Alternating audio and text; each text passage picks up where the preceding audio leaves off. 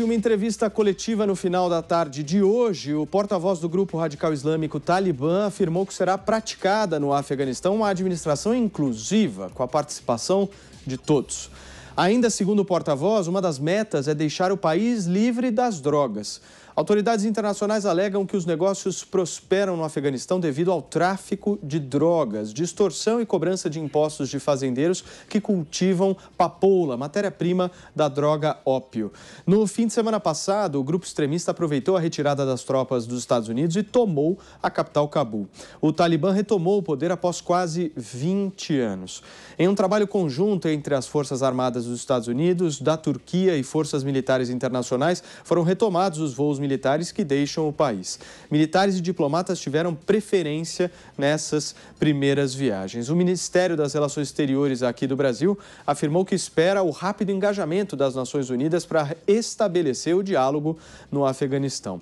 O Itamaraty confirmou que não há brasileiros no país asiático. Outro anúncio feito pelo Talibã, gente, é que vai haver uma anistia geral para todos os funcionários públicos e pediu que eles voltem a trabalhar normalmente após a tomada do poder no Afeganistão. Como citamos aqui, inclusive no programa de ontem, o presidente Joe Biden dos Estados Unidos lembrou que é o quarto mandatário a lidar com essa guerra e que não pretende passar essa responsabilidade para o próximo. Ontem, meu querido Jorge Serrão, a gente teve que encerrar o programa justamente por falta de tempo. O papo foi muito bom, mas hoje vamos começar com esse nosso primeiro assunto em relação ao Talibã e o Afeganistão. Eu quero um pouco mais de uma análise profunda sua sobre as consequências, como é que você vê isso na geopolítica, o que interfere no mundo, o que está acontecendo no Afeganistão.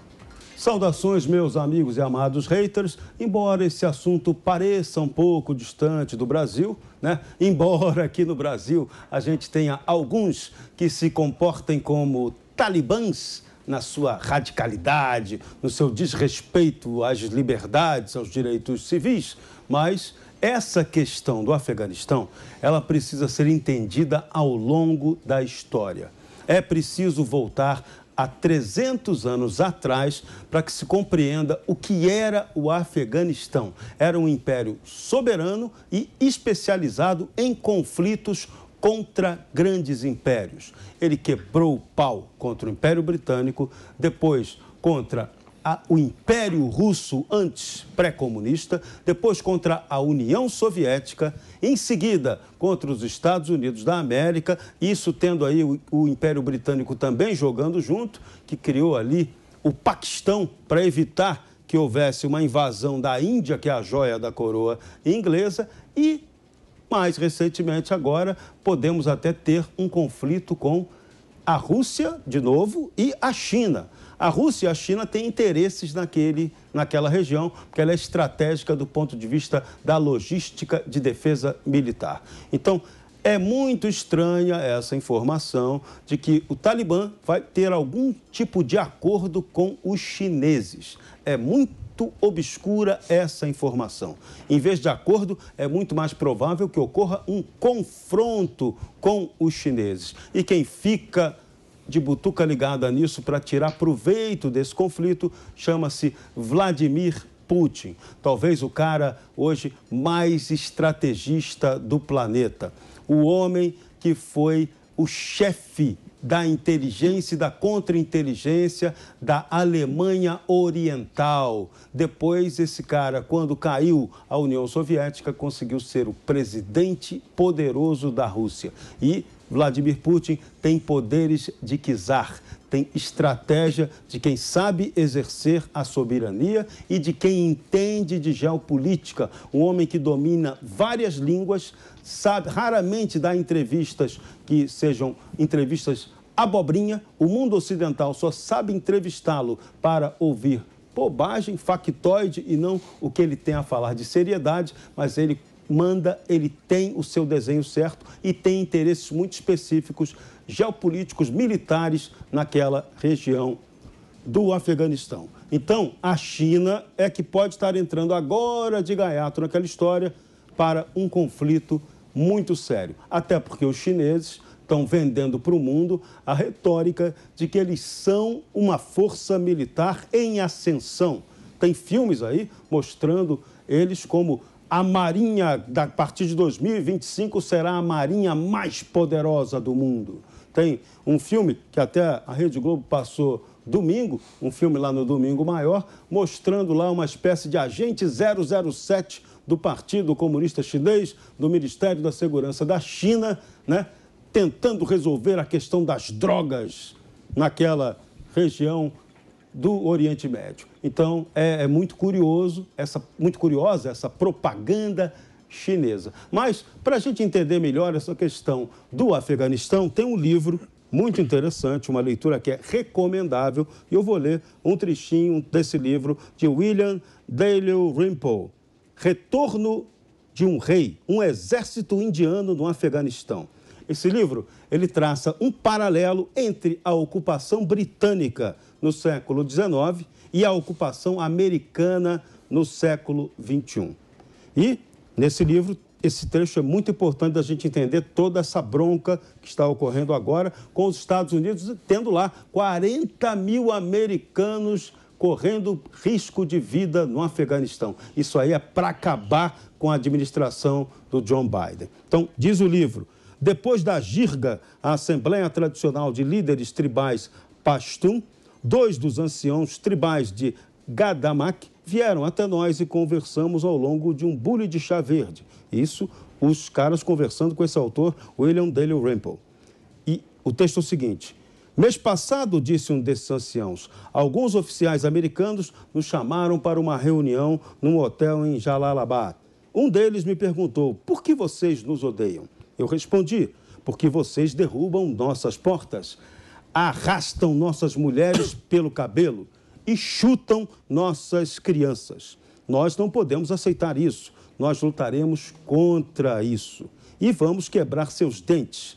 E quando seus dentes estiverem quebrados, vocês irão embora, assim como os britânicos antes de vocês. É só uma questão de tempo. O oficial americano se virou para o amigo e disse, se os velhos são desse jeito, como será que são os jovens? O ancião continuou. Em verdade, todos os americanos aqui sabem que o jogo acabou. Só os políticos que negam isso. E o ancião retrucou. Esses são os últimos dias dos americanos. E depois deles será a vez dos chineses. Isso está na página 487 desse livro em inglês, que eu acabei de fazer aqui uma tradução tabajara para vocês entenderem. Então, a questão lá é muito mais profunda do que a gente está ouvindo aqui no Brasil. Ali envolve alta política estratégica, um conflito degenerado ali mexe totalmente com a economia mundial, que ali o Afeganistão faz fronteira com o Irã, com o Paquistão, com a China. Então, o pau quebrando por ali, com a Rússia também entrando junto, vai causar um conflito de grandes proporções. Mas meu palpite, não vem aliança do Talibã com os chineses, vem paulada. E aí é isso que vai ditar os movimentos do mundo em guerra de agora em diante. Muito bem, minha querida Bruna Torlai, eu acho que chamou a sua atenção, a minha e a de todos que nos acompanham, a rapidez com que esse grupo organizado chamado Talibã no Afeganistão tomou o país, né? Nós estamos falando de 15, 20 dias, de repente o país inteiro tomado. Sim, na verdade, só uma correção, Paulo, uma correção não, uma informação importante, né? Você diz, né, pelo menos o Talibã diz que vai acabar com as drogas, etc., mas a gente sabe que foi justamente o dinheiro do ópio e da heroína que financiou os seus avanços no Afeganistão durante aí a época da ocupação americana, tanto que os Estados Unidos, como eles têm aí uma alta inteligência militar, eles investiram uma grana preta, assim, foi cerca de 8 bilhões, segundo uma matéria da Reuters, eles investiram justamente na localização e destruição de plantações de papoula, além de laboratórios, né? Então, durante esse período de ocupação, os Estados Unidos tentou ir na raiz do problema, né, que foi justamente tentar destruir a origem do que sustentava as atividades do Talibã.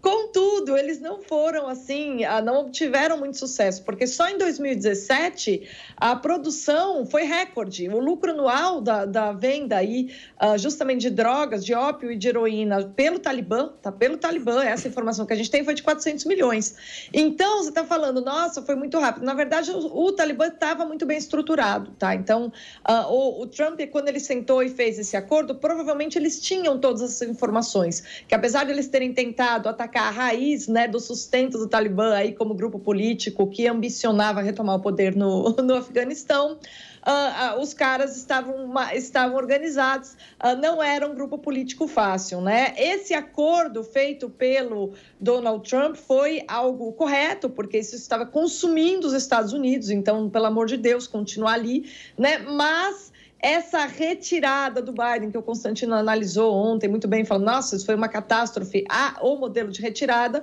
é algo que está aí elevando as críticas de todo mundo. Contudo, a gente não pode esquecer que o Talibã já estava assim organizado para avançar rapidamente, justamente porque eles tinham um esquema de financiamento, né? E aí eles falando que vão acabar com as drogas é engraçado. Quanto à questão da China, hoje de manhã no Morning Show, né? Vale a pena a gente repetir aqui, a gente teve a oportunidade de entrevistar o Reni Ozico, que é aí professor de Relações Internacionais. Aí eu perguntei justamente para ele sobre essa questão da China. Pô, a China tem um interesse ali, mas será que ela vai conseguir, né? Justamente por ela ter ser também uma ditadura e não ter muito problema em negociar com gente assim do quilate aí do Talibã, né? Que está anistiando, mas já disseram o seguinte, né? Na declaração de hoje, o porta-voz do Talibã, o Zabihullah Mujahid, nome difícil deles, né? Já afirmou que as mulheres vão poder trabalhar, mas não disse onde. Então, quer dizer, a gente sabe que haverá restrições e que os jornalistas não devem trabalhar contra os valores islâmicos. Ou seja, ele disse que o grupo é favorável a uma mídia privada independente. Só que mídia privada independente é justamente aquela que pode se contrapor, inclusive aos valores daquele que está no poder, né? Porque isso está incluído na atividade política independente. E aí a gente já percebe que a gente vai ter ali um governo fundamentalista, ditatorial, tal, que vai nessa linha.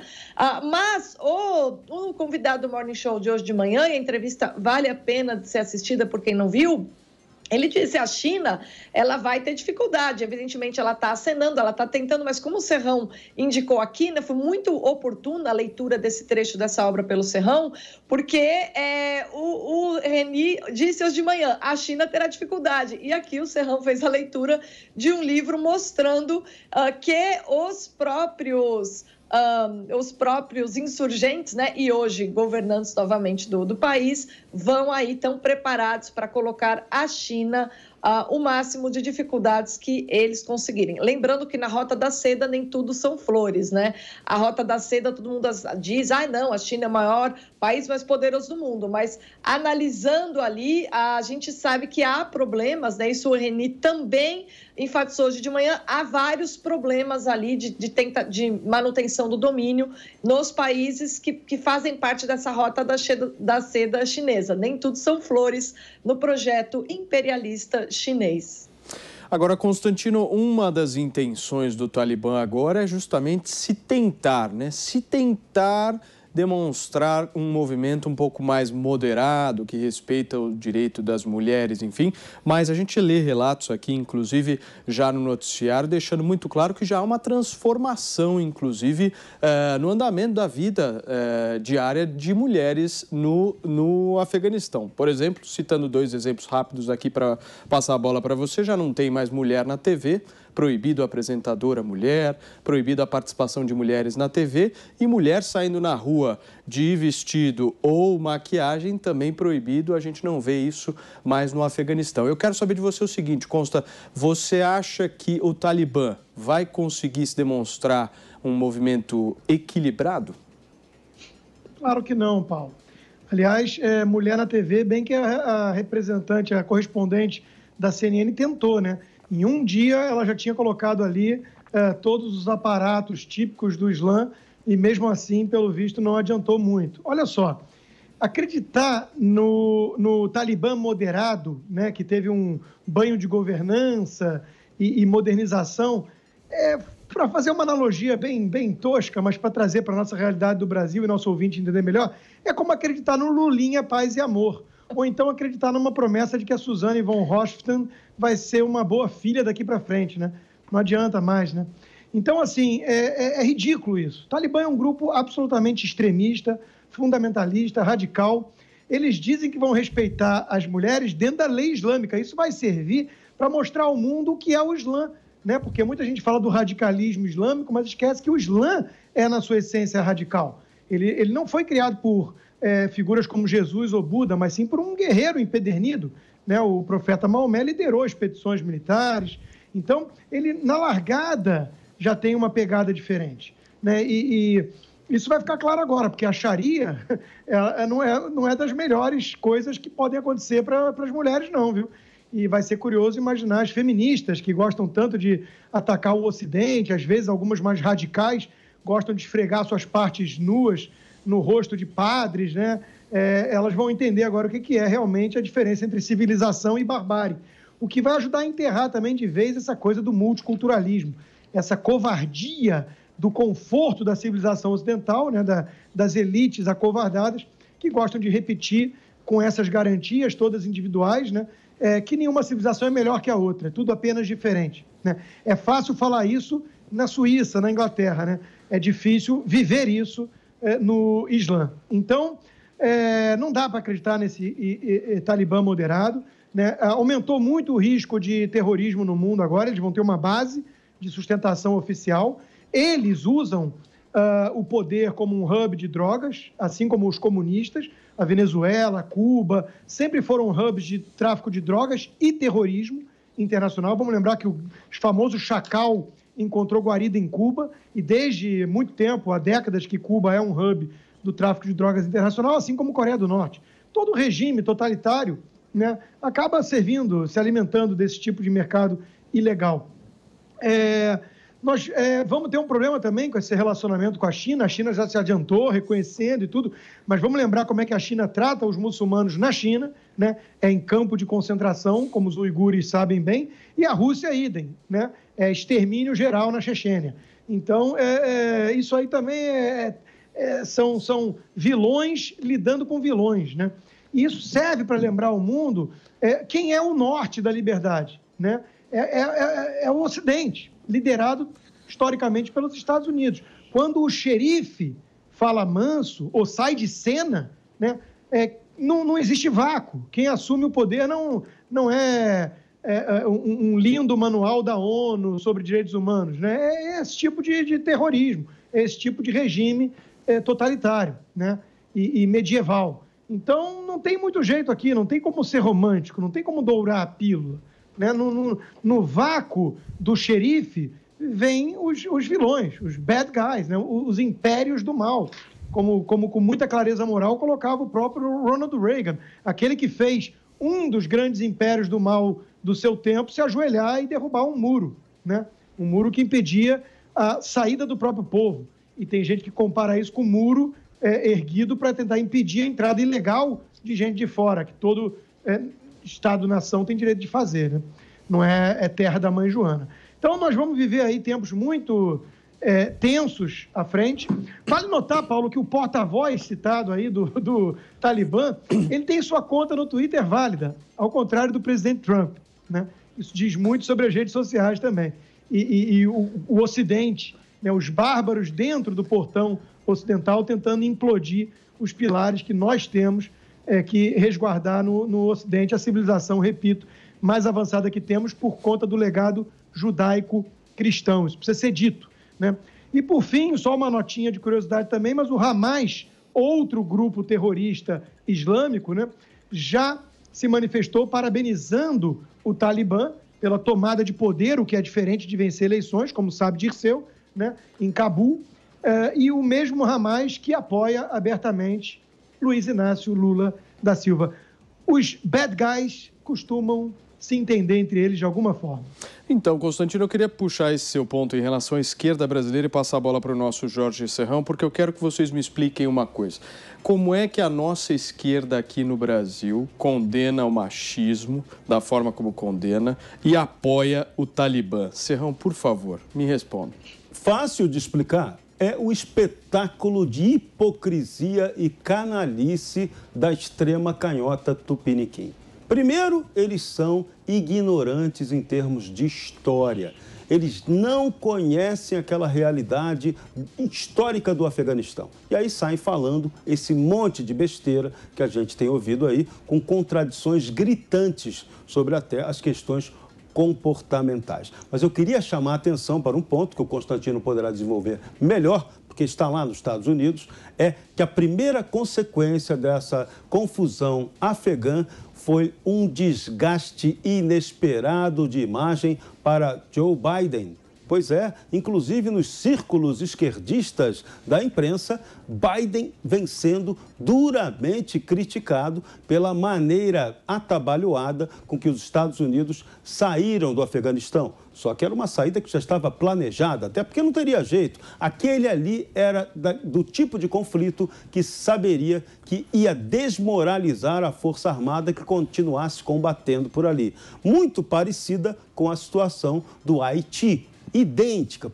Por que a ONU tirou sua força de paz no Haiti, que o Brasil tanto colaborou com essa força de paz, com o Force Commander do Haiti, nossos generais atuaram lá? Por que tiraram o pé de lá? Porque viram que aquilo ia explodir. Então, quando o multilateralismo vê que não tem solução para o problema, ele deixa o troço estourar e depois danem-se aqueles 40 mil norte-americanos que estão lá hoje sob cerco, sob risco concreto de vida, porque os talibãs querem acabar com eles. Agora, o Joe Biden, surgiu um meme, está rodando aí nas redes sociais, com a piada Joe Biden com um bonezinho, Make Talibans Great Again, fazendo os talibãs fortes novamente, numa brincadeira, né, com aquele slogan do Make America Great Again do Donald Trump. O efeito contrário. Então, Biden desmoralizado politicamente, parecendo aí um presidente senil que os americanos conseguiram eleger, e uma Kamala Harris, que é a vice dele, que eventualmente poderia assumir se houvesse algum problema, absolutamente desmoralizada também politicamente, fraca politicamente. É bom a gente lembrar que a Kamala, como vice-candidata a vice, ela teve apenas um voto de representante democrata apoiando ela. A mulher não tem apoio dentro do partido. É um factoide, é uma pura peça de marquetagem política. Então, a situação norte-americana, do ponto de vista político, é nada boa, mas é melhor que o Constantino analise com mais profundidade que eu essa questão. Antes de passar a bola para o nosso Constantino, deixa eu passar para quem pediu a palavra aqui, Bruna Torlai. Eu quero você, como com certeza a mulher aqui da nossa bancada, que dê um depoimento sobre isso. Como é que você vê a situação de uma mulher lá no Afeganistão, Bruna?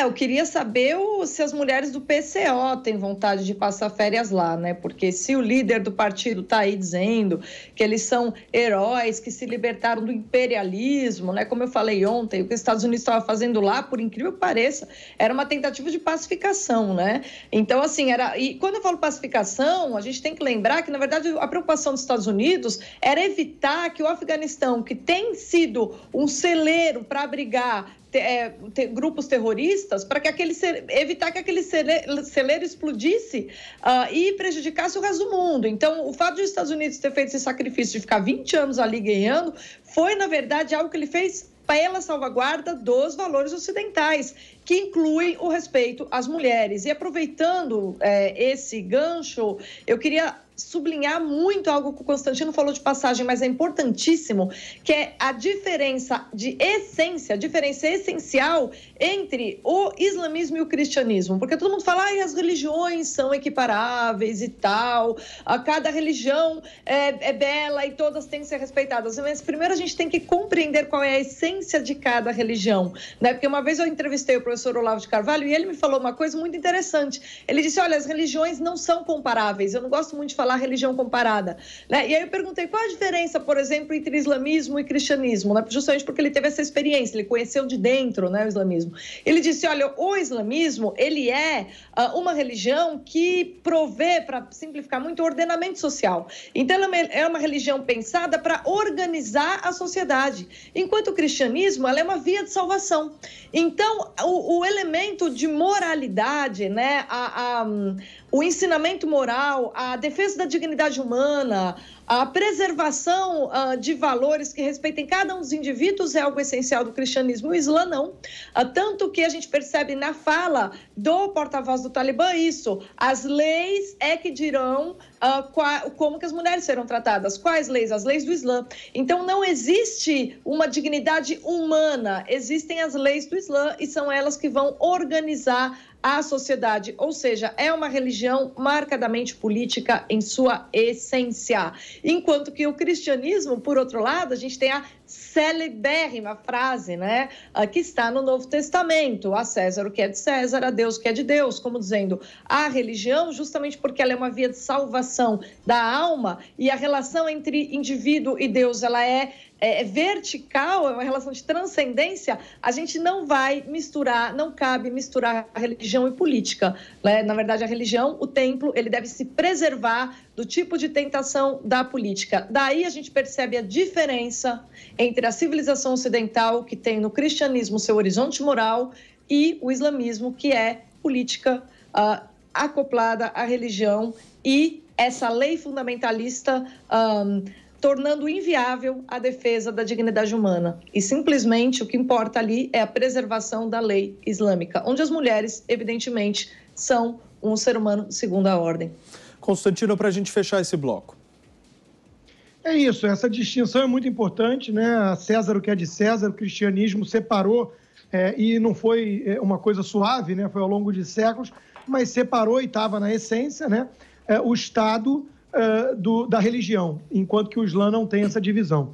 E a vida sagrada, cada indivíduo com uma vida sagrada no cristianismo, enquanto que o Islã passou a enaltecer muito o martírio, o sacrifício e tudo mais. Em relação à sua questão anterior, Paulo, eu acho que existe essa coisa do woke, né? Dessa coisa da esquerda lacradora. A esquerda identitária, né? É uma esquerda mais fofa.